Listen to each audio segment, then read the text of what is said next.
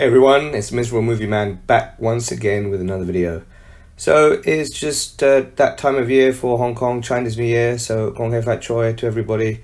And of course for Chinese New Year we have the traditional Chinese New Year movies coming out. The one I'm going to review today is called Hit and Fun, which is a comedy about Muay Thai and some various folks fighting it out to get through their personal demons. I think the thing with Chinese New Year films, and especially the comedies for Hong Kong for Chinese New Year, they try to get a lot of cast members in, some fairly famous ones I think from the past. This is an interesting one. It stars Louis Koo as a big Muay Thai sifu called Bruce, and it has Gigi Leung in it and Louise Wong. Gigi Leung is a bit of a meta, I think, role for her. She's playing a washed-up actress who doesn't really want to go for older parts, but I think by the end of the film, spoilers ahead, she comes to terms with it, and she's playing an older part in this film as well, so that is a little bit of a good meta reference there in the film.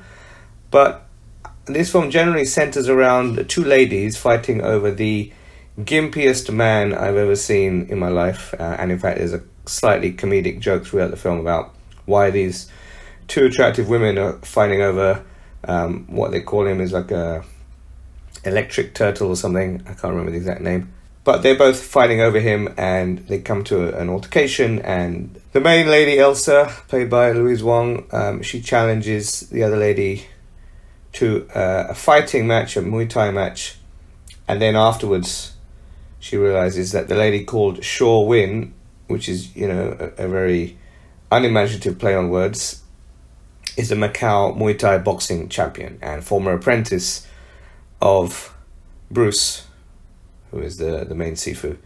So some of these connections are very forced. I know Screenwriting 101 tries to create as many connections between characters as possible, but this was a little bit ridiculous to me. The guy who they're both seeing happens to connect the dots somehow through the Muay Thai coach and Carrie's agent called Bridget, who is the auntie of Elsa. So there's all these connections here, but essentially it's supposedly a comedy about sort of finding yourself and finding your purpose. I have to say, I didn't find it that funny, and even the crowd I was with in the cinema, which weren't many because I watched this a bit late with my wife, didn't seem to be laughing too much either. There are a few good jokes thrown in, but most of the best jokes were in the trailer, which is something I really hate, and the rest of the film wasn't even that good. It was kind of strange seeing, especially about coming to terms with yourself, and so some of the character arcs were pretty straightforward. The uptight and ungrateful Elsa becomes less uptight and more grateful by the end of it. The kind of harsh fighting but soft Muay Thai fighter, Shaw Win, you know, kind of actually ends up respecting Elsa. The Muay Thai coach finds his love of Muay Thai again, having taught some old age pensioners for a while. And there's a little subplot with him fighting his former student who supposedly beat him in a match to launch his own Muay Thai studio, and using modern social media and promotion techniques to try and make it very successful. It looks like he was pretty rich versus the traditional methods that Bruce employs. But yeah, he supposedly beat him, and then we find out towards the end that actually his student didn't beat him, and actually the student never even showed up while Bruce was waiting for him to fight. So they actually have a real fight, which turned into a pretty ridiculous fight towards the end.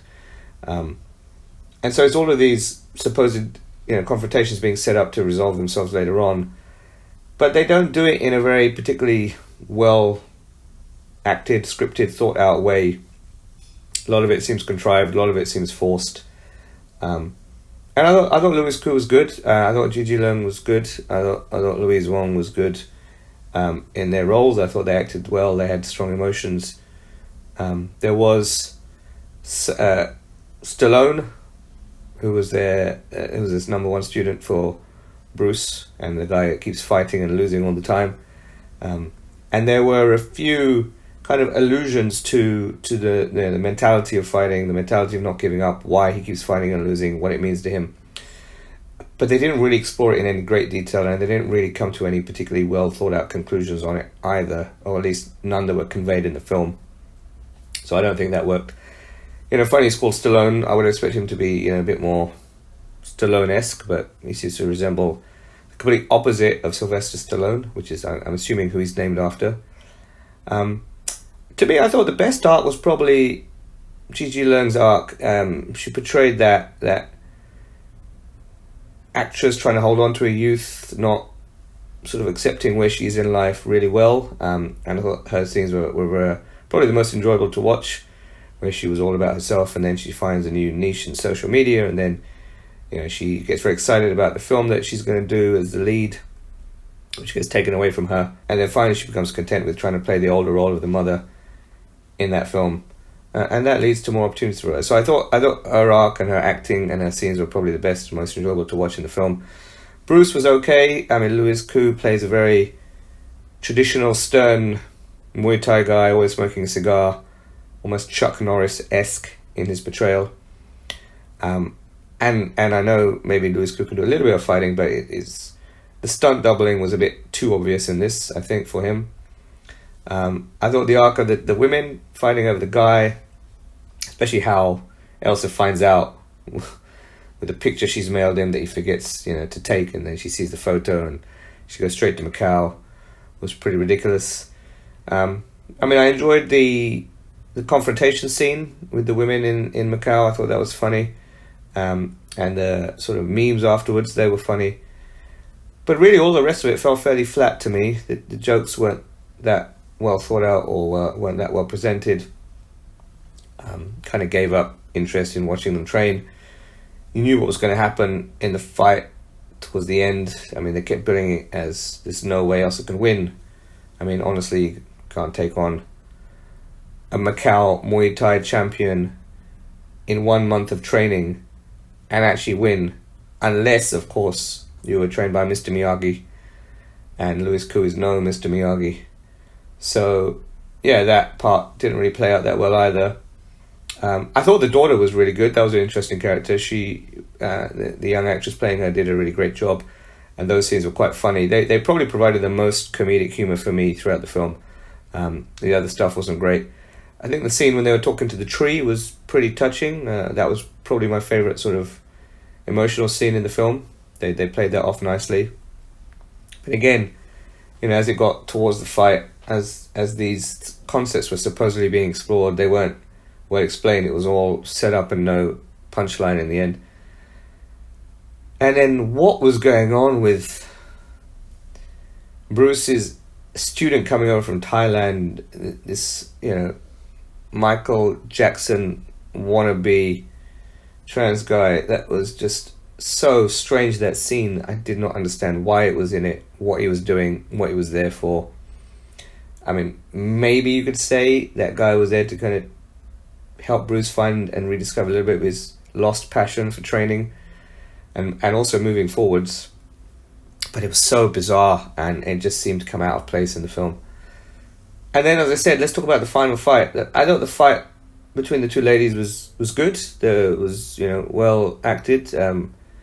Pretty vicious at some point. My wife had to look away. But then it cut to the fight between Bruce and his student, and that almost literally turned into a Street Fighter 2 fight. There was a bit of Muay Thai thrown in there, but then there was other, ridiculous wire work and a little bit of wushu, and the special effects and the lighting just seemed